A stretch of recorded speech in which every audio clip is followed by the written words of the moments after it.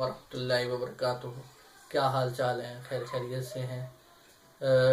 पूरी दुनिया में इस वक्त कोरोना से जितने भी मुतासरीन हैं उनके साथ दिल से हमदर्दी का इजहार करता हूँ। और पाकिस्तान में जिस तरह से हमारे डॉक्टर्स दिन रात एक करके पेशेंट्स को देख रहे हैं और हमारी पाक अफवाज, पाक रेंजर्स और पुलिस के नौजवान एहलकार जिस तरह से दिन रात ड्यूटी दे रहे हैं कि आवाम को हर तरह से कोरोना से बचाया जाए।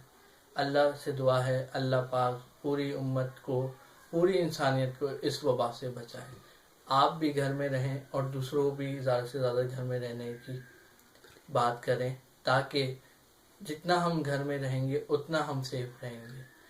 अगर कोई ज़रूरी काम है, कोई इमरजेंसी है, तो वही अहबाब घर से बाहर जाएं और वो अपना काम फ़ौरन निपटा के वापस आएँ। और जो अहबाब जो है वो ड्यूटी दे रहे हैं वो भी खुद भी अपने आप को महफूज रखें। शुक्रिया।